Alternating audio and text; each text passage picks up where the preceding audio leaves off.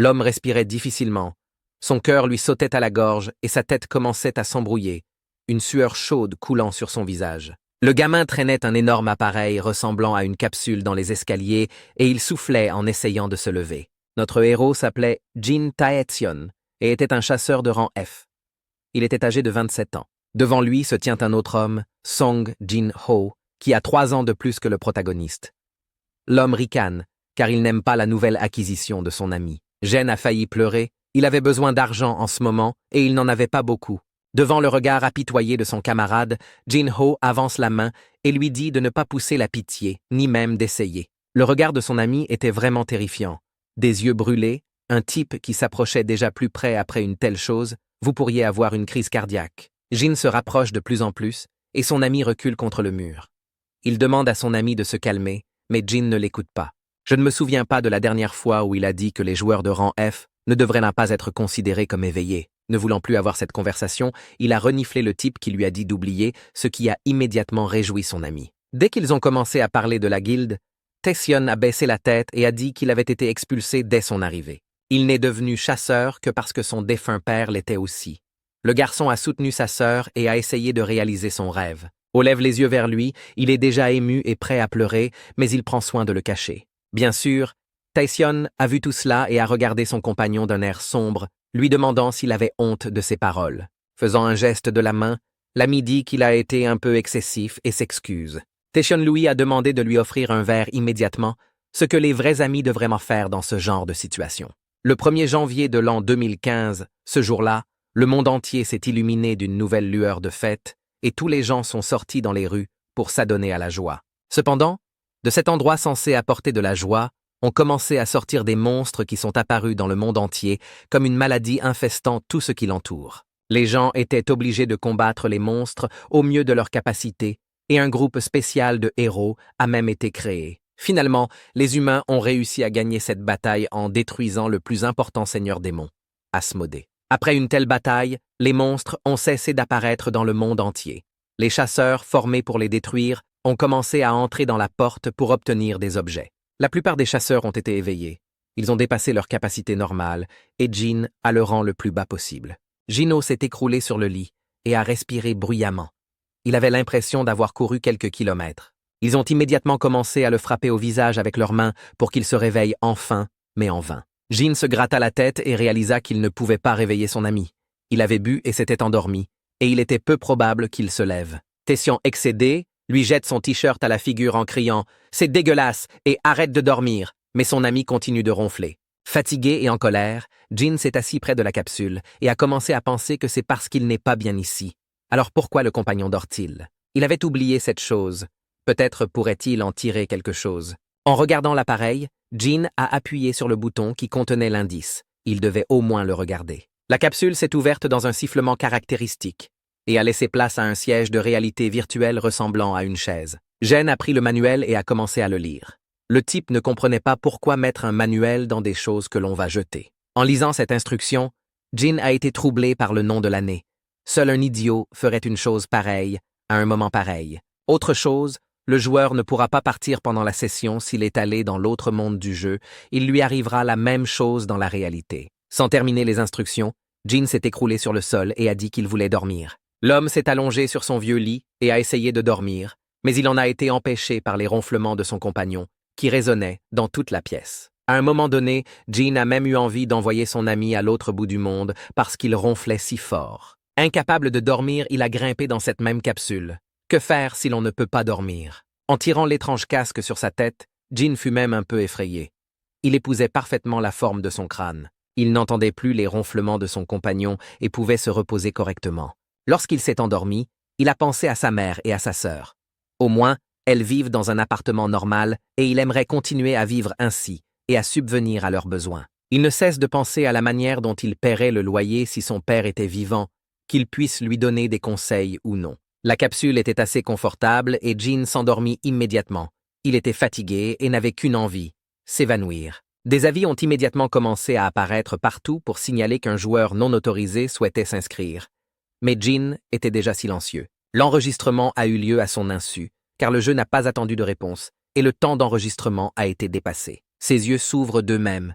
Sa tête se fissure comme s'il avait été ivre la nuit dernière et qu'il ne parvenait pas à retrouver ses esprits.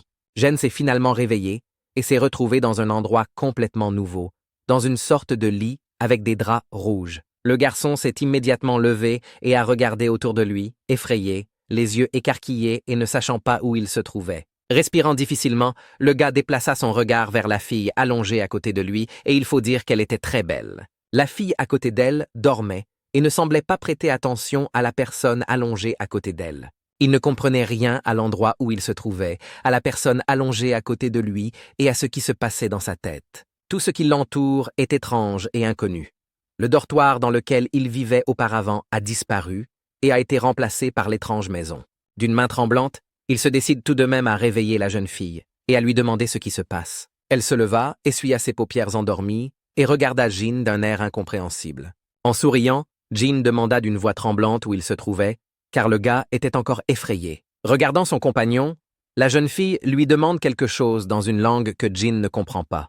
Les deux se regardent avec incompréhension et Jean avec prudence et timidité. Le gars se gratte la tête et réalise qu'il ne peut pas du tout communiquer avec elle. Mais quel est le problème? Qui est-elle d'ailleurs et quelle langue parle-t-elle? La seconde suivante, une notification s'est affichée devant lui, indiquant que Jean avait des messages non lus. L'homme est encore plus effrayé par cette chose et passe immédiatement son doigt à travers le panneau. À partir de là, un autre message est immédiatement apparu. Jean a tout lu et n'a pas compris ce que Murim, quelle autre entrée il y avait. Les notifications apparaissaient à une telle vitesse que les malheureux ne pouvaient même pas cliquer à temps. Voyant l'inquiétude et la peur de son compagnon, la jeune fille se demanda s'il allait bien. Jean s'arrêta. Le gars a finalement réussi à la comprendre et ouvre maintenant la bouche avec des yeux écarquillés pour la regarder. Le malheureux n'a même pas réalisé ce qui se passait ici. Il a juste regardé les cieux et s'est figé sur place. Finalement, il s'est rendu compte que Jean était coincé dans le jeu et qu'il n'arrivait plus à en sortir et que son apparence avait changé. Le plus curieux, c'est qu'il ne se souvenait pas d'avoir allumé le jeu, ni même de s'être connecté, ni donc d'avoir atterri ici. Il fut tiré de ses réflexions par le bruit étrange de quelqu'un qui posait une assiette sur la table et Jean se retourna immédiatement. Cette fille s'appelait Wolhua. Ils s'étaient déjà rencontrés et maintenant, elle se tenait devant lui et l'observait. Après avoir bu la soupe dans l'assiette, Jean la regardait à nouveau. Les graphismes sont trop réalistes. Oui, et la fille est jolie. Pendant ce temps, elle le regarde d'un air un peu mécontent, un sourcil levé comme si elle ne comprenait rien. Après avoir avalé le contenu de son assiette, Jean l'a regardé et lui a demandé quelque chose qui n'allait pas. Wolhua le regarde et soupire lourdement. Elle dit qu'elle est juste confuse et qu'elle ne comprend rien, tout comme lui. Elle a dit que M. Jean était un peu étrange aujourd'hui. Mais le gars s'obstinait à ne pas comprendre. Même si, en son fort intérieur, Jean se moque que tout le monde l'appelle maître parce que c'est tellement bizarre et drôle, il n'en reste pas moins qu'il s'agit là d'une question de vie ou de mort. La jeune fille a fait un signe de la main et a dit qu'elle ne comprenait pas bien. Soit que le monsieur était devenu fou, soit qu'il avait perdu la mémoire. Il n'y avait pas d'autre explication. Une fois de plus, la vie est apparue et la quête du tutoriel a commencé. Dès que Jean a commencé à regarder tout cela, ses yeux se sont écarquillés. Il devait recueillir des informations et se familiariser avec son environnement, mais il s'obstinait à ne pas comprendre comment s'y prendre. Ce n'est certainement pas un joueur qui a joué beaucoup de matchs, mais qui pense qu'à l'entraînement, c'est un peu comme attraper des lapins ou quelque chose comme ça. En toussant, l'homme décide de passer à l'offensive. Il demande à la fille ce qu'elle sait de lui. Se couvrant le visage de ses mains, Wolhua rit. Elle ne peut que constater que les rumeurs ne mentent pas à propos de ce monsieur. D'autres rumeurs qu'il avait entendues avant d'entrer dans ce monde, et déjà quelque chose ne tournait pas rond. En continuant à rire, la jeune fille a dit qu'elle était sûre que le monsieur était au courant lui-même. Mais comme cela en valait la peine, Jean a sauté sur elle et lui a crié que cela ne le dérangeait pas. E.T. lui a demandé de le lui dire. Il se tenait dans une position si étrange qu'on aurait pu croire qu'il était le fou de la ville. Mais non. Pour l'instant, tout allait bien. Réalisant la bêtise qu'il avait faite, Jean s'est éloigné et a dit qu'il voulait juste apprendre quelque chose de nouveau et le comparer au passé. Wolhua, qui est assise en face de lui, regarde l'homme avec incrédulité, mais accepte quand même. Après lui avoir parlé, Jean a découvert où il se trouvait dans la province de Shanxi, à Taïwan, et le bordel dans lequel il se trouve actuellement, à l'intérieur du comté. Et la fille en face de laquelle il se tient est une personne haut placée, propriétaire de l'endroit. Et celui dans le corps duquel il se trouvait maintenant, c'était son homonyme, sauf qu'il avait environ 20 ans, le plus jeune fils de la famille, Jean. Sa famille est respectée car elle est connue pour lutter contre la criminalité et distribuer des vivres pendant la sécheresse. En un mot, des gens respectés. Des avis sont apparus à nouveau devant lui, indiquant qu'il avait réussi à se disperser au sein de sa famille et à connaître son environnement. Lorsqu'il apprend que Jin est issu d'une famille riche, le garçon est heureux d'apprendre qu'il va devenir riche. Wol-Hwa, prenant un petit verre, dit que le problème extérieur, c'est la secte de l'épée de la montagne Eng qui essaie de prendre le pouvoir dans cette province. De plus, le troisième fils de la famille, Jin, est un désastre ambulant. Alors ne vous réjouissez pas trop vite. Le type a croisé les bras sur sa poitrine. Bien sûr, qui sait ce que les gens disent? Après tout, il pourrait avoir beaucoup de détracteurs. Mais ces mots lui ont fait penser que dans une famille riche, il y a toujours de telles personnalités. Mais c'était tout de même un peu effrayant. Lorsqu'il apprend qu'il y a en fait 3 fils dans la famille, Jin s'arrête de parler et un silence s'installe entre eux pendant quelques secondes. De toute façon, on s'en fout qu'il soit une honte pour la famille, car ce n'est qu'un jeu, tu dois finir tes études. L'homme a commencé à tourner la tête dans différentes directions, et son compagnon l'a seulement regardé avec étonnement et n'a rien compris. Elle soupire et s'excuse pour ce qu'elle s'apprête à dire, mais Monsieur Jin agit bizarrement. Il veut peut-être faire une pause. Quand Jin a cessé de tourner la tête, il l'a regardé. Il avait oublié qu'il n'était pas seul ici. Ce type a la tête sur les épaules. En y réfléchissant, il interroge le propriétaire du bordel sur sa famille. Jin s'est levé de son siège et a crié qu'il devait trouver un travail immédiatement. Wol-Hwa l'a regardé avec surprise mais n'a rien dit. Il se leva de son siège comme un héros de bande dessinée et regarda la fille, qui avait l'air extrêmement étrange de l'extérieur. Le propriétaire de la maison close le regarde et ne comprend rien. Qui est ce type étrange et pourquoi il s'est soudain mis à se comporter comme un fou? Comme si le personnage de l'anime Jin avait levé le doigt et prononcé un seul mot, une petite brise s'est levée près de lui. Mais rien ne s'est passé. Il est resté planté au milieu de la pièce comme un fou et a pointé son doigt vers le plafond. Rien n'a changé. Il a commencé à ne dire qu'un seul mot et Wol-Hwa ne pouvait même pas dire quoi que ce soit. C'était un vrai cirque. Jin continue de s'énerver, mais devant lui, un avis apparaît soudain. Le type s'arrête et regarde ailleurs. Les notifications se sont allumées en rouge, indiquant qu'il avait fait quelque chose de mal. Jin-Even a paniqué. Il ne comprenait pas ce que le jeu lui demandait de faire, ce qui rendait la situation encore plus effrayante.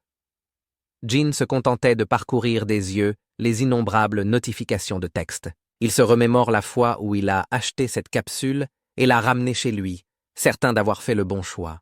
Mais soudain, l'idée du manuel m'est venue à l'esprit. Il l'avait lu. Il devait donc savoir ce qu'il disait.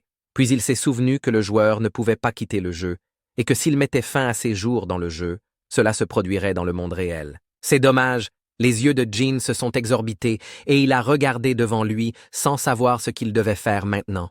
Le chariot roulait sur la route de nuit avec seulement quelques lanternes éclairant le chemin, et il était silencieux. Devant, un homme en civil, un chapeau de paille sur la tête, était le conducteur du char. Jin s'assit à son tour à l'intérieur et essaya de penser logiquement, même si le gars était encore très effrayé. Tout porte à croire qu'il se trouve maintenant dans un jeu virtuel de Murim dont il est impossible de sortir, pire que dangereux. Dans un premier temps, il a essayé d'attendre que quelqu'un vienne le secourir, mais cela ne s'est pas passé comme prévu. Après avoir souffert ainsi pendant quelques jours, il en vint à la conclusion qu'il devait accomplir autant de quêtes que nécessaire pour monter en niveau. Excité, Jin cria qu'il allait pouvoir se lancer dans la bataille, mais de l'extérieur, cela paraissait plutôt ridicule. Il a ordonné à la fenêtre de quête de s'ouvrir, car il était pratiquement sûr de pouvoir s'en sortir. Une notification s'est immédiatement affichée devant lui pour lui demander s'il souhaitait poursuivre la quête du tutoriel. Jin a immédiatement répondu par l'affirmative. Cette fois-ci, la tâche n'était pas si difficile, car l'homme a ordonné d'ouvrir la fenêtre de profil. N'était-il pas le fils des familles distinguées, mais, pour une raison quelconque, seulement du 10e niveau? Quoi qu'il en soit, c'est une bonne chose qu'il puisse augmenter ses caractéristiques, c'est au moins un plus. Il devait être prudent tout en améliorant Jin, qui décida d'investir d'abord une unité dans l'énergie Ki. Dès qu'il a appuyé sur le bouton de confirmation, quelque chose a immédiatement commencé à changer autour de tout ce qui s'est éclairé. C'était son corps qui brillait, il débordait d'énergie. Jin s'est envolé dans les airs et a ressenti quelque chose de nouveau. C'était un éveil semblable à celui qu'il avait connu dans la vie réelle, il y a 7 ans. Un sentiment sans pareil. Mais pourquoi s'est-il réveillé ici? Jin a regardé autour de lui, tout était très étrange et inhabituel et méritait d'être éclairci. Il décida de se concentrer sur ce qu'il avait pour l'instant et ordonna que les compétences soient montrées. Mais même ici, Il s'attendait à ce que ses compétences soient pires que nulle part, à tel point qu'il se demandait comment il avait pu survivre jusqu'à présent. Il se mordit la lèvre et maudit tout ce qui l'entourait pour son infirmité. Oui, quel genre de punition est-ce là? L'état interne comprend le système circulatoire et les tendons et l'état physique comprend la structure osseuse des muscles. Dans son monde, Jin est un joueur de rang F. Il utilise un style de combat qu'il a développé au cours des dernières années et qui fait appel à la force extérieure. L'utilisation de la magie et de ce genre de choses est plus proche de la force intérieure que Jin ne l'a jamais fait. Il n'a jamais su comment le faire. Après avoir réfléchi, le jeune homme ordonna que 60 points soient affectés aux états extérieurs et les 40 restants aux états intérieurs. Dès que la notification de confirmation s'est affichée, Jin a immédiatement cliqué sur le bouton d'acceptation à la seconde où quelque chose a changé. Il a senti son corps devenir plus fort et plus résistant. Tout changeait littéralement sous ses yeux. Le type regarde autour de lui et ne se reconnaît pas. Il a des muscles et une forte carrure, il a l'air d'un vrai macho. Il pouvait enfin devenir plus fort et briser le système, sans parler des nombreuses années d'expérience au combat que Jin possédait certainement. Il décida de mettre un objet de l'inventaire et dès que le gars mit ses vêtements normaux, quelque chose changea. Il portait une cape bleue et le même pantalon bleu que les vêtements traditionnels, et dans ses mains se trouvait une lance, et c'était déjà très bien. Entendant le cocher dire qu'ils avaient un petit problème, le garçon regarda par la fenêtre et regarda autour de lui. L'homme désigna les brigands qui leur barrèrent la route. Il y en avait plusieurs cachés dans l'ombre. L'un d'entre eux était le célèbre Chang Sam, qui ne quittait jamais le quartier et chassait constamment les voyageurs de passage. À l'âge de 20 ans environ, il est devenu le chef du groupe et a commencé à faire payer les gens, ou plutôt à les extorquer. Un jour, alors qu'il partait en patrouille avec ses hommes, il s'est passé quelque chose qui l'a changé. À un moment donné, il n'a pas pu se contrôler et s'est arrêté à temps pour voir le wagon suivant s'engager sur la route de nuit. L'homme a sorti son énorme hache, on dirait que la chance est de son côté maintenant. Nous devons donc profiter de l'occasion pour prendre tout ce que nous avons. Le cocher répétait qu'il n'était que 6 et que cela ne ressemblait pas vraiment à une embuscade, mais ce n'était pas très rassurant. Jin continua à se cacher à l'intérieur du chariot et regarda autour de lui avec crainte. L'homme qui l'a conduit a déclaré que les bandits ne sont pas rares, mais que c'est la première fois qu'il en voit dans ce quartier. Jin descendit du chariot et demanda pourquoi l'homme avait dit qu'attaquer un noble revenait à creuser sa propre tombe. Oui, et en plus de voler dans le territoire de la famille de Jin, et ces gens ont vraiment de la volonté, Jin l'a regardé et n'a rien compris. Ce vieil homme a-t-il d'autres atouts dans sa manche pour agir comme s'il était le maître de la situation? Sortant le fouet de ses poches, il se lécha les lèvres et demanda s'il devait s'occuper d'eux ou non.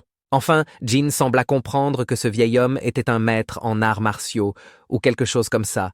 Ce ne pouvait pas être un cocher ordinaire comme il ne l'avait pas deviné tout de suite. Le voleur continua à crier et à essayer d'attirer l'attention sur lui, mais le cocher se contenta de l'appeler par son nom et de le regarder d'un air féroce. Ces voleurs doivent être punis pour leurs actes, mais Shan reste à le regarder sans rien faire, et il semble que l'homme n'ait pas l'intention de partir. Après s'être tiré l'oreille avec ironie, le criminel a dit qu'il avait certainement peur, mais qui escortait-il après tout? Après une telle insolence, le cocher ne pouvait plus rester en place et cria que le bandit regretterait une telle attitude. En observant tout cela depuis la calèche, Jin retint son souffle. Il allait voir l'art martial de ce vieil homme. Mais à la surprise générale, l'homme s'est mis à courir vers le wagon. Et puis, que se passe-t-il ici? En s'inclinant, le serviteur dit qu'il semble que le jeune maître doive sortir. Jin n'a rien compris et n'a qu'à bien se tenir. Ouvrir les portes sur l'extérieur, c'est dire qu'ils doivent reconnaître qui ils ont en face d'eux sur la route pour ne plus jamais avoir envie d'attaquer des nobles. Coachman dit qu'il a entendu parler de Heaven's Blade Jin, un épéiste brillant dont tout le monde parle. Ce type n'a pas réalisé le génie de l'épéiste Lame Céleste. C'est un vrai médiocre et un déshonneur pour la famille. Mais sans l'écouter, le cocher l'entraîna à l'extérieur et le menaça d'en finir avec le criminel. Jin comprit que quelque chose d'irréparable était sur le point de se produire. Le cocher l'a amené sur place et a dit qu'il s'agissait de Heavenly Blade Mr. Jin Moo Taekyong. Mais le gars l'a regardé et a dit qu'il avait un autre nom. Il a déjà essayé de le dire, mais personne ne l'a écouté. Le cocher s'est tourné vers lui et a demandé d'une voix tremblante si c'était bien le troisième fils inutile qui se trouvait devant lui. Le gars a souri et a hoché la tête. Oui, c'était comme ça. Ils étaient dans une situation pire. Lorsqu'il a compris ce qui s'était passé et ce qui allait leur arriver, le cocher a perdu connaissance et a même eu de l'écume à la bouche. Bien sûr, il était insensé de penser que ce vieil homme se révélerait être une sorte de combattant ou de maître en arts martiaux, maintenant que Jin se tenait seul face aux bandits. Shan a ri avec lui et toutes ses charges, ce qui l'a beaucoup amusé, mais il est temps d'en finir. Pointant sa hache vers l'avant, il a déclaré qu'il ne savait pas qui se trouvait devant lui, mais qu'il les laisserait vivre si les victimes obéissaient. Se rappelant qu'il s'agit d'un jeu, avec une tentative, Jen n'a pas cru en ses paroles, bien sûr, de sortir vivant. En regardant ses adversaires, Jin se dit « Oui, bien sûr, il a déjà combattu 6 gobelins, mais ceux-là sont différents. » L'un d'entre eux n'a pas hésité à lancer sa hache de jet en avant. Ici tu es, et à te laisser en vie. Je n'aurais pas dû le croire. Un gène effrayé s'est couvert de ses mains, avec un temps mort. Il avait besoin d'au moins 1 seconde pour réfléchir à ce qu'ils étaient en train de faire. Mais la hache vola sur quelques mètres et tomba au sol à quelques mètres de Jin, le laissant indemne. Il a regardé les criminels, et quelque chose l'a frappé comme étant étrange. Si celui qui a la force d'un millier n'est qu'un puissant parmi eux, alors tous les autres sont probablement des faibles. Si c'est le cas, il pourra les vaincre sans difficulté. Les criminels le regardent avec surprise et ne comprennent pas ce que ce fou est en train de faire. Shan se demandait si ce gamin abandonnait. Eh bien, c'était la bonne décision. L'homme sourit, anticipant la proie facile. Préparé qu'il rine maintenant plus loin, ces criminels vont pleurer, le gars était déjà prêt à les mettre en pièces. Jang Sam sourit et dit qu'il a entendu parler d'un des fils de la famille qui a été jeté comme un déchet. Probablement le même que celui qui se tient devant eux. Jen continuait à s'approcher d'eux, et les criminels riaient en disant qu'il ressemblait à un chien battu et qu'il n'était pas une menace. En faisant un pas de plus, il a senti quelque chose changer dans son corps, quelque chose d'imperceptible mais de très fort. Il semble que ce soit le même ki énergétique. Les criminels l'ont regardé avec surprise. Ils ont maintenant levé la tête pour voir l'adversaire. Le plus important a même eu un peu peur et a saisi sa hache. Il s'est passé quelque chose qu'il n'attendait pas du tout. Le fait est que Jin avait sauté en hauteur d'un seul mouvement et qu'il volait maintenant vers eux avec sa lance. La poignée se brise immédiatement et le chef des bandits ressent une douleur intense. Ses sbires regardent leur chef avec des regards effrayés. Ils ne peuvent pas croire qu'un gamin puisse le vaincre. Après en avoir terminé avec l'un d'entre eux, Jin a regardé les autres et leur a demandé qui était le suivant. Veulent-ils le combattre maintenant? Le cocher réveillé n'en croyait pas ses yeux. Son maître a-t-il vraiment pu faire cela tout seul?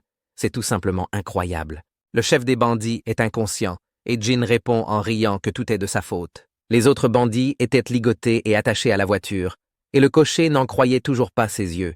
Il était impossible que celui-ci ait fait une telle chose. Le cocher n'arrivait toujours pas à croire que c'était le 3e fils qui se tenait devant lui, mais Jin était tout à fait sérieux. Le gars a pris une cuisse de poulet et l'a mise dans sa bouche. La viande était très savoureuse et croustillante. Il a spéculé sur les jeux VR dont Jin a certainement déjà entendu parler et pense qu'ils lui seront utiles à l'avenir. Sung-jin ouvre une bouteille de bière et commence à réfléchir. Il ne croit pas au projet de son ami d'aller à l'université au lieu de faire cela. Oui, et d'ailleurs, pourquoi pense-t-il que les jeux VR ralentissent le temps?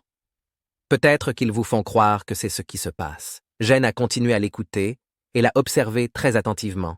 Si la norme de 3 heures d'information n'est captée que par une seule personne, alors y a-t-il des options? Avec un bâillement, un ami m'a dit que tout dépendait de l'équipement que l'on utilisait. S'il était bon, le temps pourrait être différent. Assis dans la calèche, le gars se dit qu'il a déjà passé quelques jours dans ce jeu. Apparemment, son ami devrait déjà être réveillé et savoir ce qu'il est en train de faire.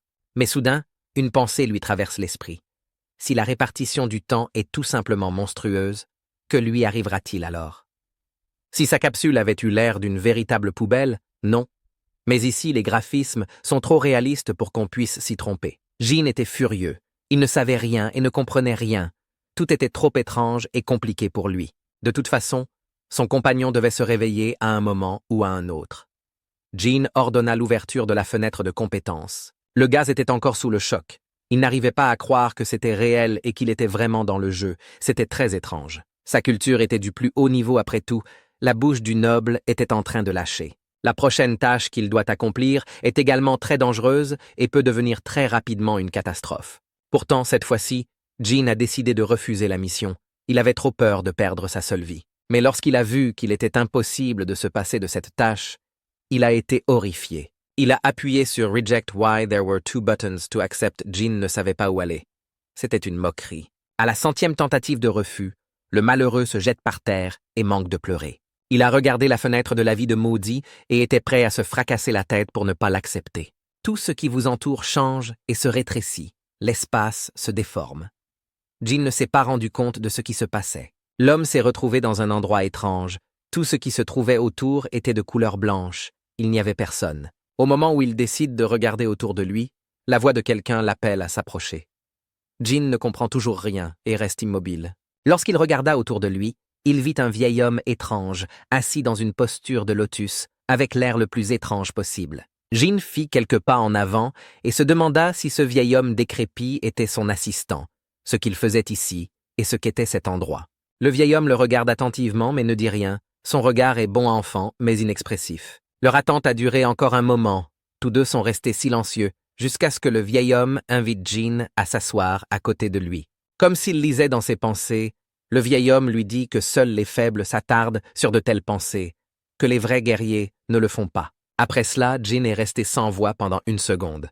Ce vieil homme pouvait-il vraiment lire dans ses pensées? L'homme s'est levé de son siège et, en quelques secondes, s'est approché de lui et l'a traversé comme un fantôme. Se tournant vers Jin, le vieil homme lui dit qu'il n'y avait pas lieu de s'inquiéter.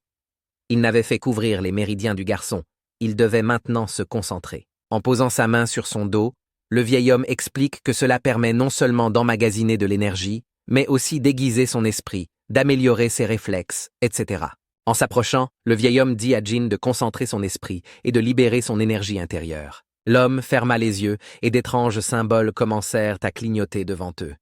Tout ce qui les entourait changeait à une vitesse stupéfiante. L'homme a senti son corps se remplir de quelque chose. Il savait qu'il se passait quelque chose, mais ne pouvait pas l'expliquer. C'est comme s'il y avait de nombreux points d'énergie sur tout mon corps et qu'ils s'activaient tous en même temps. Assis dans son chariot, dans la posture du lotus, Jin réfléchissait, méditait et concentrait tout son esprit sur un seul point. Jin se leva d'un bond de son siège et ressentit une force sans précédent.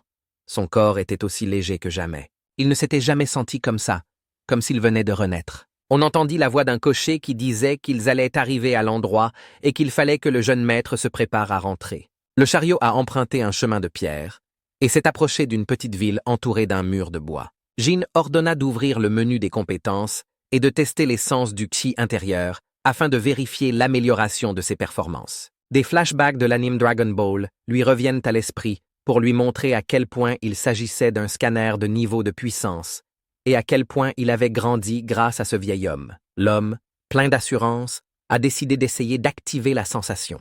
Il se crispa et d'étranges cercles verts commencèrent à apparaître sous ses pieds, l'énergie commençant à se reconstituer. Une notification apparut à nouveau devant son visage. Jin activa la compétence sensorielle, mais pour l'instant, elle n'était qu'à un niveau très bas. Mais même à ce niveau, il pouvait sentir l'énergie et le niveau des personnes et des animaux qui l'entouraient. Le vieil homme qui conduisait le chariot avait le 4e niveau de perception et était capable de reconnaître un être humain pour la première fois de sa vie, ce qui était déjà un exploit. Jin se réjouissait. Il avait obtenu son premier succès dans ce monde, et tout allait continuer comme d'habitude.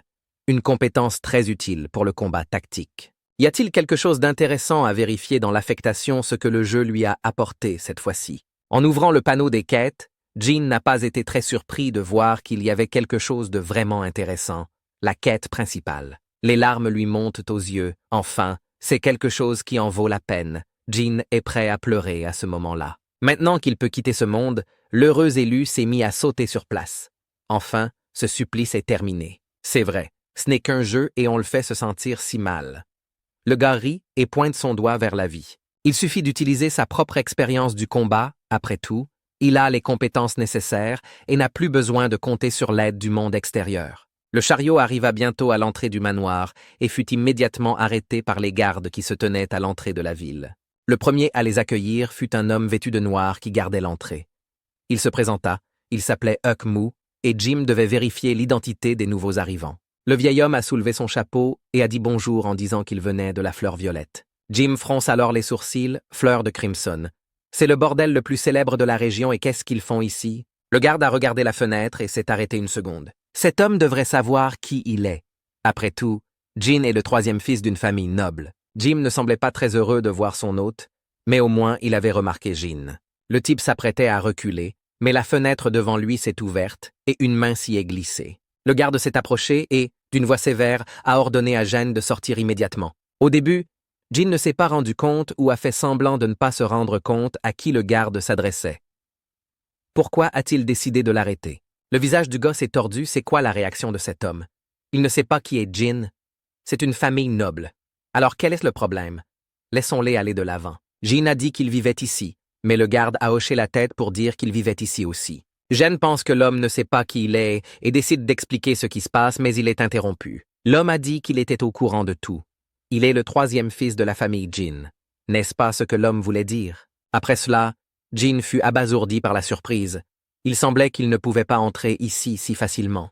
Le garde continue de regarder le nouvel arrivant et dit qu'il est parfaitement conscient de la personne qui se trouve devant lui et qu'il suivra le protocole habituel. Les yeux de Jane s'écarquillent. Il ne s'attendait pas à un accueil aussi chaleureux et il est un peu effrayé. Mais la frayeur a été immédiatement remplacée par l'incompréhension et la colère de savoir pourquoi on l'arrête ici et on le sort du wagon au milieu de la route. Mais il a dû descendre de la voiture et attendre que le garde enregistre tout. Jin était très mal à l'aise et voulait rentrer directement chez lui. Le regardant une fois de plus, le garde fronça les sourcils et soupira. Trop Jin avait une trop haute opinion de lui-même qu'il ne s'enfonce pas comme ça. Pourquoi cet homme le traite-t-il ainsi comme si Jin était une sorte de criminel? C'est même un peu humiliant. Avec un lourd soupir, le garde a dit que pour l'instant il l'ignorerait. Alors d'où Jin revient? A répondu le gars. De la fleur violette. Le garde s'est penché vers lui et a crié « Regardez ce qu'il fait là depuis tant de jours. Je me demande s'il s'amuse à nouveau. Il a encore volé de l'argent à la famille. » Le gardien a dit cela avec un large sourire. Le fils gaffeur fait partie de son répertoire. En passant à côté de lui, le garde lui demande ironiquement pourquoi il est si contrarié, car le jeune maître fait toujours bien les choses. Jen se tenait au milieu de la rue et ne savait pas quoi penser dans sa tête. Il ne pensait qu'à des phrases comme « honte de la famille » et autres. Le garde dit qu'il veut lui donner un conseil.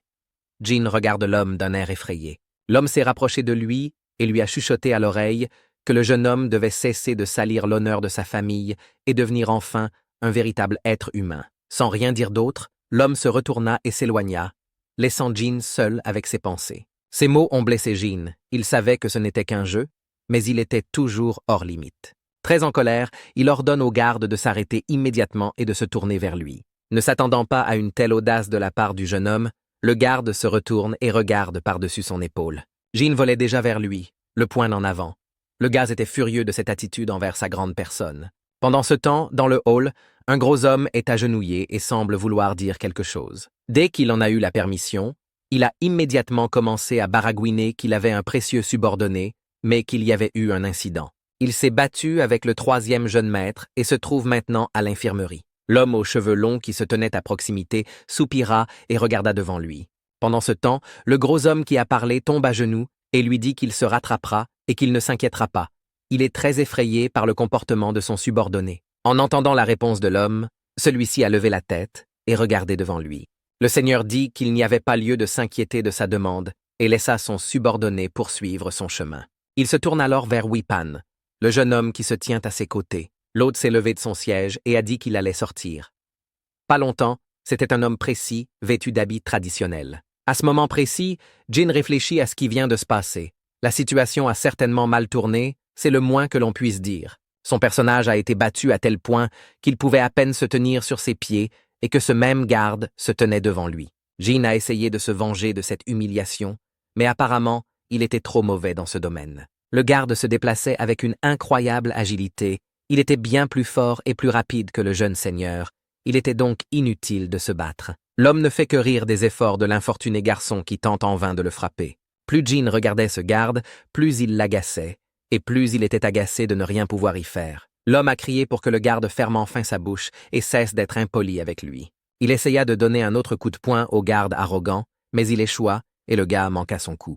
Jin a eu du mal à se mettre sur ses pieds à temps pour éviter de tomber au sol. En regardant tout cela, le gars n'avait aucune idée que son personnage était si faible qu'il pensait que ce qu'il avait gonflé l'aiderait dans la bataille. Maintenant, il va se faire détruire ici, avant même d'arriver dans sa propre maison, ce qui est dommage. Le gars se tenait à l'écart et regardait son personnage se faire littéralement mélanger dans la boue.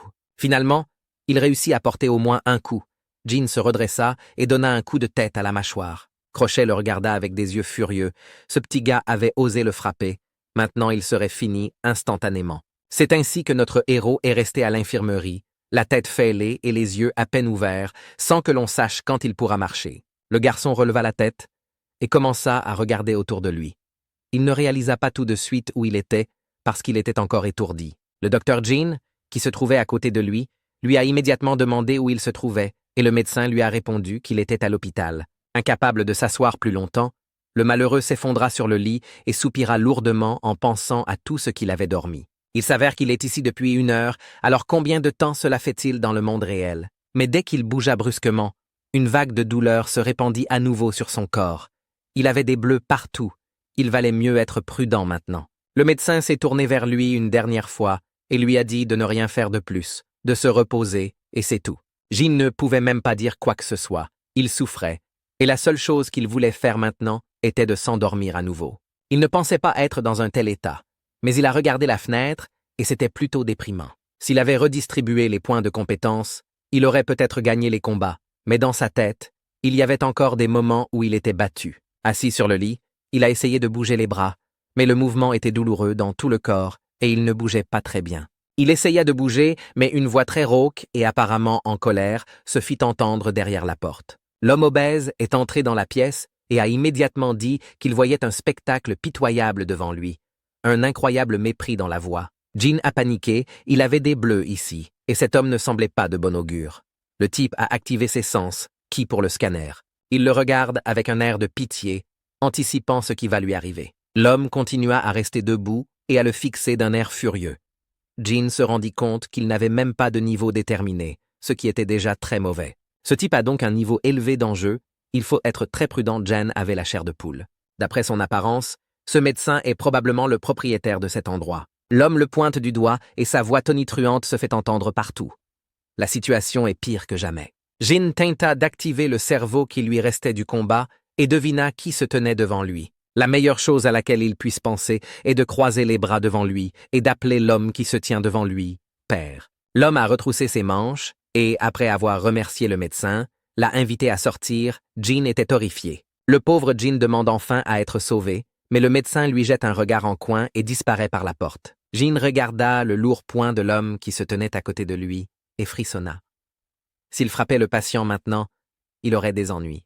Tel un ours, l'homme s'est jeté sur le pauvre jeune battu et a tenté de l'attraper. Le pauvre type était affalé contre le mur, déjà résigné à son sort de punching ball. L'homme s'approcha de plus en plus de lui. Jean se recula comme une poule mouillée et attendit. Mais soudain, tout s'est arrêté. L'homme a dit qu'il était méprisé par toute la famille à cause du comportement de Jean. Mais au lieu de frapper le membre négligent de la famille, l'homme a saisi son bras blessé et a commencé à faire la moue, comme une mère qui a pitié d'un enfant, tout en criant. Jean ne comprenait pas ce qui se passait ici. Il pensait qu'il allait être battu, peut-être même frappé. Contre toute attente, l'homme lui a caressé la tête et lui a dit qu'il était heureux que tout se soit si bien passé et qu'il ne s'agissait que d'une petite contusion. Ils restèrent assis l'un en face de l'autre pendant un moment. Jean ne comprenait rien, mais il devait accepter la situation. L'homme l'a regardé avec des yeux pleins de larmes et lui a demandé s'il ne se souvient de rien. Mais Jean secoua la tête. Non, il avait vraiment tout oublié dans sa tête. Il devait s'éloigner de cet homme d'une manière ou d'une autre. Mais il essayait toujours de lui poser des questions sur tout. Il devait juste faire semblant de souffrir d'amnésie pour éviter les problèmes inutiles. Il a même brandi une pancarte disant « Je ne me souviens de rien », mais l'homme était toujours là à attendre. Les larmes aux yeux, il continue de regarder son parent négligent. Il demande alors à Jean de se souvenir de ce qu'il vient de lui dire. Ne comprenant toujours rien, Jean demande ce que l'homme veut dire. L'homme lui a demandé quel était son nom. Il a répondu qu'il s'appelait Jean Wee-Taek-Yong, le plus jeune chef de famille, qu'il avait 35 ans et qu'il était célibataire. Puis vinrent les questions des géniteurs, tandis que Dae Taek-yeon restait allongé sur le lit et continuait à fixer le plafond d'un air abasourdi. Le chef était déjà excité, mais il pensa soudain aux lames célestes et crut se souvenir de quelque chose. Il semble que le chef n'ait pas donné ce surnom à Jean, alors comment sait-il qu'il s'agit du frère cadet? En quittant la chambre, le garçon a remarqué un serviteur qui lui a demandé la permission d'escorter le gentleman jusqu'à sa chambre. Ils avancèrent pendant que le jeune homme spéculait sur la tâche. Le nom de l'homme lui paraissait très étrange. Ils arrivèrent bientôt à un immense palais qui semblait être la résidence du jeune seigneur. Un serviteur a tendu la main avec obligeance. Il semble que le chef supérieur l'ait envoyé pour expliquer au jeune maître. Laissez-les donc entrer. En entrant dans le bâtiment, Jean a constaté que l'aménagement était extrêmement impressionnant. De grands couloirs, de nombreuses pièces, c'était vraiment magnifique. Il a tourné la tête dans toutes les directions pour essayer de tout voir, et cet endroit était le meilleur au monde. Voyant d'étranges silhouettes à l'extérieur de la porte, Jin décida de voir ce qui se passait et ouvrit instantanément la porte. Ce qui apparaissait devant lui était vraiment impressionnant. Il y avait un tas de tenues pour toutes sortes de goûts, de couleurs. Le garçon se dirigea vers la porte suivante, espérant qu'il ne s'agissait pas d'une autre pièce pour les vêtements, car il y en avait déjà beaucoup ici. En ouvrant la porte, la première chose que Jen vit fut l'obscurité impénétrable devant ses yeux. Un sourire brilla sur son visage lorsqu'il trouva enfin ce qu'il cherchait. C'était exactement ce dont il avait besoin, comme une bibliothèque. Jen se dirigea vers l'étagère, sortit l'un des premiers livres qu'il vit et commença à lire. Le système devait certainement l'aider à apprendre l'art et à améliorer sa vie. Jin a remercié tous les dieux. Il y avait trop de techniques de la famille Jin, et le gars pensait étrangement et commençait à soupçonner quelque chose. Il s'avère qu'il a une limite aux arts martiaux qu'il peut apprendre. C'est déjà pas mal, mais quand même. Debout entre les rangées d'étagères, Jin leva les mains, regardant ses parchemins d'études. Il devrait élever ses arts martiaux au maximum. Le sourire aux lèvres, il commença à fouiller dans les livres que Jin voulait se procurer pour s'enseigner les meilleurs arts martiaux. Le premier livre qu'il prend est The Greatest Material of the Night King, le plus grand matériel du roi de la nuit. Un petit livre dans une enveloppe rouge. Le titre s'est avéré trompeur. Ce n'était qu'un roman érotique ordinaire d'un rang qu'elle n'avait pas. Bref, une chose inutile. Le pinceau et l'encrier sont posés sur la table du bureau du directeur, qui s'occupe de ses affaires importantes. L'homme s'assit à une grande table et soupira lourdement. Wei Peng s'approcha de lui et lui dit que Milord avait fait du bon travail aujourd'hui et qu'il pouvait se reposer. Ils quittèrent le bâtiment et marchèrent dans la rue nocturne jusqu'à leur chambre, où régnait le silence et où seuls les oiseaux de nuit chantaient. Voyant qu'il fait assez frais dehors, le serviteur jette un manteau sur les épaules de son maître. Wittekian remercia son serviteur en souriant, car sans cet homme, il aurait été cloué au lit pour toujours. Le serviteur sourit. Il dit ironiquement qu'en ce moment, il est pratiquement une femme au foyer et qu'il est donc déjà habitué. Wittekian a fait un signe de la main et a dit que tout cela était absurde, même s'il s'est rendu compte que c'était en partie vrai. Soudain, la silhouette d'une étrange jeune fille apparut devant eux, planant directement dans les airs avec un corps translucide. Mais en fin de compte, le chef de famille doit faire tout cela pour le bien de sa propre famille. Levant les yeux, le serviteur dit qu'aujourd'hui, la lune est assez brillante et que la lampe n'est même pas nécessaire, mais le maître détourne le regard. Ils entendirent des bruits étranges en provenance du palais du jeune maître et se précipitèrent immédiatement pour y jeter un coup d'œil. Les hommes sont pressés, il se passe quelque chose de très étrange et ils vont se faufiler discrètement pour ne pas être remarqués. En écoutant tous ces halètements, Peng semble avoir sous-estimé son maître.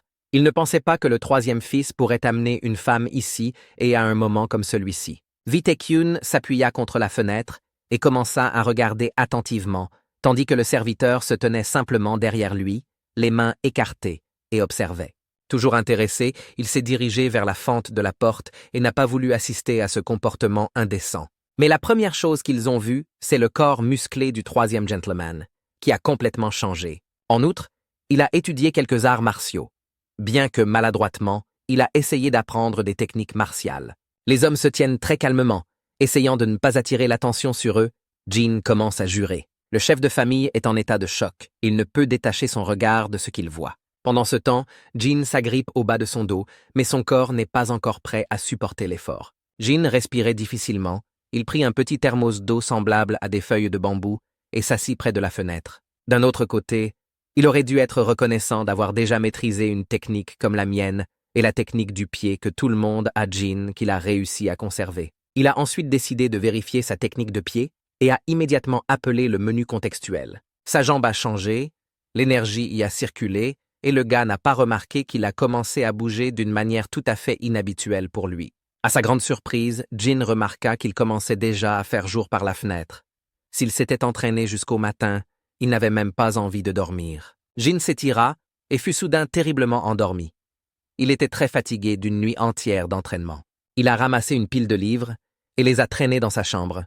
Il ne lui restait plus qu'à se concentrer. Après cela, Jin a décidé de méditer un peu. Il s'est assis dans sa chambre en position du lotus et a concentré son énergie intérieure. Il essaya d'équilibrer sa respiration et de reprendre ses esprits, et un petit nuage de vapeur s'échappa de sa bouche. Soudain, un serviteur entre dans la pièce et demande, surpris, si Milord est déjà debout. Jin rit et a dit qu'en fait, il était plus réveillé que le serviteur, dans un état de stupéfaction totale. En regardant ses mains, Jean se rendit compte que depuis qu'il s'adonnait à des pratiques spirituelles et faisait circuler son énergie, les mouvements et le corps étaient devenus beaucoup plus faciles. Posant sur la table un plateau avec des tasses de thé et une théière, le serviteur dit que les plaies vont peut-être commencer à faire plus mal et qu'il faut donc laisser le jeune maître se reposer. Le visage de Jean est soudain surpris et il comprend parfaitement tout, mais il pense à quelque chose. En entendant la façon de parler du gentleman, le serviteur fut un peu surpris de constater qu'il n'était pas nécessaire de s'adresser à lui de façon aussi formelle. Jean le repousse, mais admet que le serviteur a un peu raison. Il garde le sourire, et le garçon est très content. Le serviteur enleva sa casquette et essuya son front trempé. Ils parlèrent de la salle d'entraînement où Jean aimerait commencer sa nouvelle formation. Le garçon tendit la main vers le serviteur, mais voyant la confusion sur son visage, il resta exactement le même. Il a poussé un grand soupir et a dit qu'il ne faisait que parler comme d'habitude, et qu'il pensait intérieurement que ce jeu était complètement nul. En souriant, le serviteur répondit poliment que tout se passerait comme le souhaitait le jeune seigneur, qui prit une voix des plus douces. Pendant ce temps, le chef de famille est de nouveau plongé dans ses affaires, et il congédie l'un des serviteurs en le remerciant pour son travail. Wittekion a jeté tous ses documents en l'air et s'est mis à rire. C'est une bonne chose qu'il n'aille pas travailler en ce moment.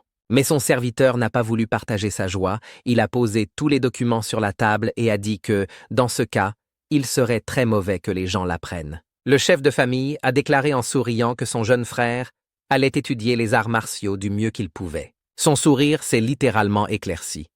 Peng a répondu que cette situation avec les anciens était bien plus importante pour l'instant. Après avoir dit cela, le visage de Wittekion changea et il grimaça comme un chien, effrayant son serviteur. Avec un gros soupir, il s'est assis sur sa chaise et a dit « Renvoyez tous ces vieux schnocks, ils sont vraiment ennuyeux. » Le serviteur demande à son maître la permission de dire quelque chose, mais l'homme refuse, il ne veut rien entendre d'autre pour l'instant. Pang décide alors de revenir sur ce refus et continue de dire que le jeune prince a déjà détourné plusieurs fois l'argent de sa famille. De plus, il avait beaucoup d'autres défauts mineurs. Le chef de la province a soupiré. Quel était l'intérêt d'en parler maintenant? Mais à un moment donné, il en a eu assez d'entendre ces histoires et a demandé de façon menaçante « Le serviteur a-t-il quelque chose contre son jeune frère ?» Pan, un peu effrayé, se frappa la poitrine. Il était simplement contrarié par ses problèmes avec le jeune prince. Wittekion n'a rien dit. Il s'est contenté de se retourner et de sourire. Mais l'homme lui-même s'est rendu compte de la tristesse de la situation. Il finit par se fâcher, tape du poing sur la table et dit que c'est juste les rascals qui sont mesquins et ennuyeux. Mais c'est tout ce que le serviteur voulait dire. Il demandait que le chef soit autorisé à traiter l'homme comme un homme, et rien de plus. Après avoir réfléchi, Wittekion soupire et dit que c'est sa dernière chance et que s'il n'est pas à la hauteur, tout sera fini. Le serviteur voulut l'arrêter, mais Wittekion l'interrompit et dit qu'il l'avait déjà dit et qu'il ne le dirait pas deux fois. Non seulement cet homme est un enfant, mais il a également perdu ses souvenirs, ce qui fait de lui une personne complètement différente. Se tournant vers son serviteur, l'homme lui demanda s'il ne pouvait pas dire la même chose. Peng hésita, car il voyait bien que le jeune prince avait changé. En baissant les yeux, il continue de penser qu'il apprend même les arts martiaux. Cela ne ressemble pas du tout à un jeune prince. Soudain, Lord a regardé par la fenêtre, comme s'il y voyait quelque chose. Son visage a changé, et il est devenu surpris. Il se tourna vers le serviteur et Peng, avec une sorte de crainte dans la voix, répondit à l'homme tout en tremblant un peu. Un sourire se dessine sur le visage du souverain, et il a l'idée de donner l'ordre sous son nom. Jean était déjà assis et on lui lisait les chefs d'accusation. En raison de ses multiples infractions, il devait passer un temps indéfini dans la grotte d'entraînement. L'homme soupire, il n'a vraiment pas envie de faire ses bêtises, mais il n'a pas l'air d'avoir le choix. Pang a regardé le policier et lui a demandé s'il peut attacher le criminel. Le policier a seulement hoché la tête. Jean se mit soudain à rire, tout cela l'amusait beaucoup. Est-ce qu'il allait vraiment aller en prison maintenant? 2 gardes étaient déjà en train de l'attraper, et son rire devenait de plus en plus fort, c'était comme de l'hystérie. À la fin, le malheureux n'en pouvait plus. Il a commencé à agiter les bras et à crier « Jen !» lui a demandé de lui offrir une chambre gratuite qu'il a envoyée à la grotte. Et quelle était la dernière partie indéfiniment? « Ils ont tous perdu la tête ici !» Jean a même rougi.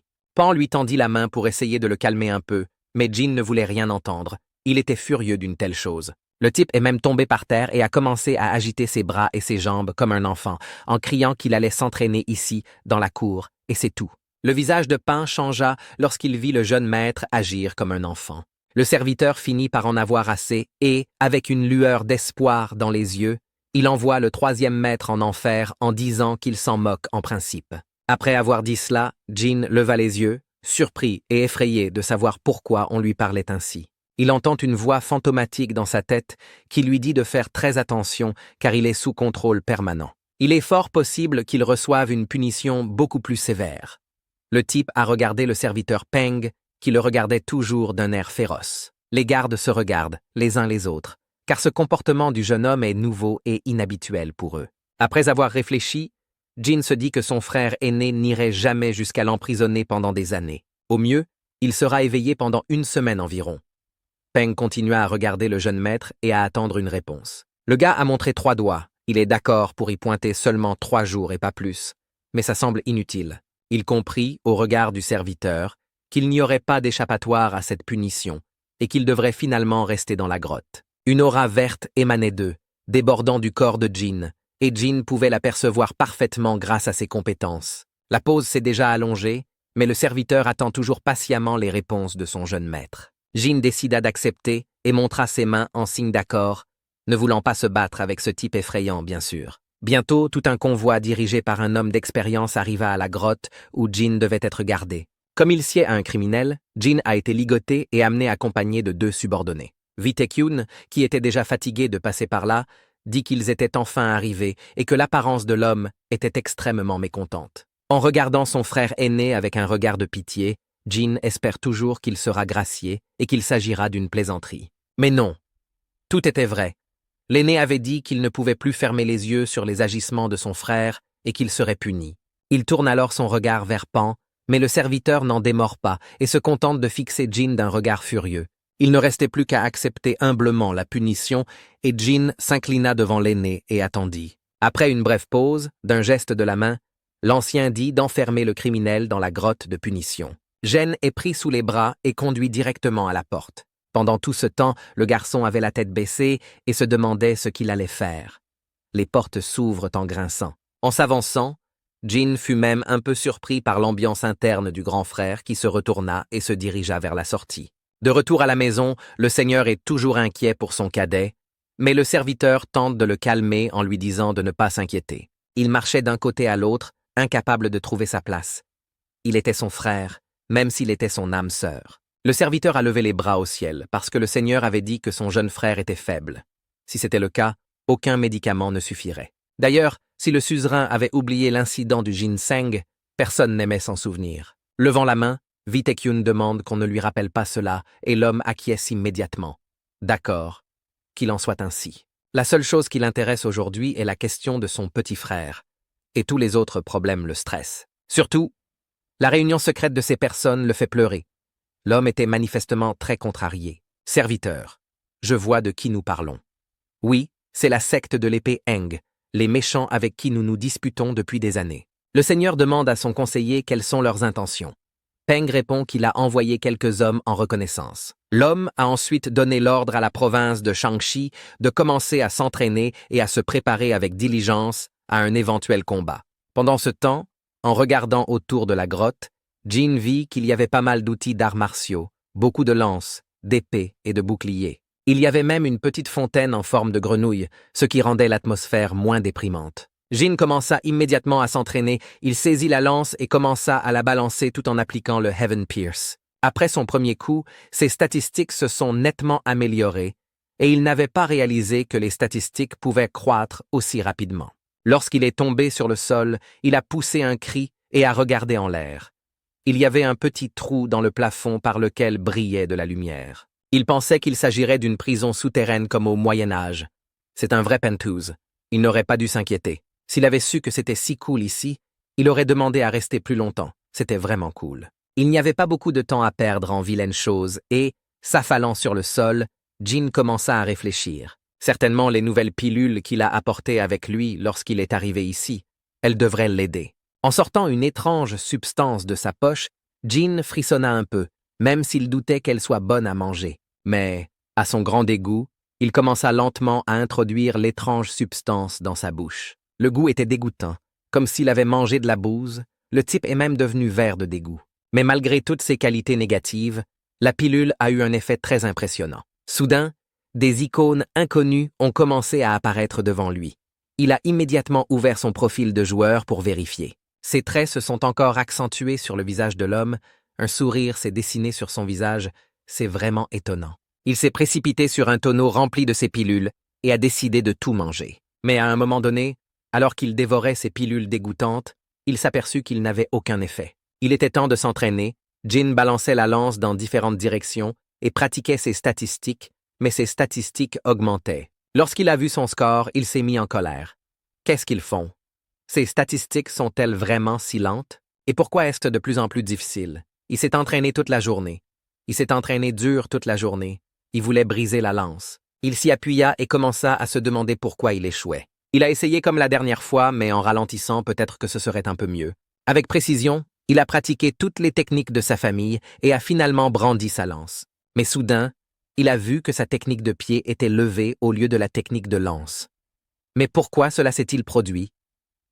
Il a fixé la table. Maintenant que tout est clair pour lui, un sourire en coin s'étire sur son visage et une idée lui vient à l'esprit. En se balançant correctement, il commença à appliquer la technique de jambe de la famille Jin et le type lança une lance vers l'avant, un bruit de craquement et une explosion se firent entendre. Maintenant que tout se mettait en place, il regardait devant lui et était extrêmement satisfait du résultat. Il y avait un énorme trou dans le mur à l'endroit où il pointait sa lance, mais la technique fonctionnait comme elle le devait, et les élévations tombèrent les unes après les autres. Quelqu'un a bâillé très fort et sa voix a résonné dans toute la pièce. C'est Jin-ho, assis au milieu de la pièce, qui réfléchit à quelque chose.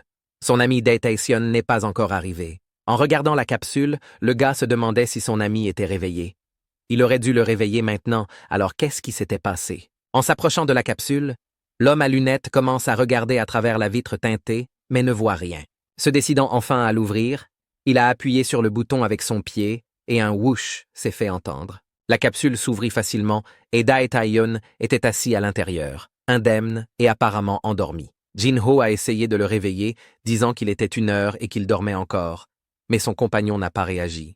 Lorsqu'il a enlevé son casque, il a vu que Dae-Tae-kyung dormait profondément et que même sa bouche bavait. Entendre avec une gueule de bois. Ses yeux se sont ouverts et le type a demandé d'une voix faible « Si Jin-ho va l'acheter, c'est très bien ». En même temps, son personnage s'est allongé sur le sol froid et dur et a réfléchi. Après son entraînement, Dae-Tae-sion a même obtenu un objet unique, une bague avec une pierre rouge vif au milieu. Cette fois-ci, c'est le jackpot. Le travail acharné a baigné le garçon qui s'est réjoui en regardant ses réalisations. Prenant sa lance, Dae-kyung décida que tant qu'il serait ici, il améliorerait ses compétences du mieux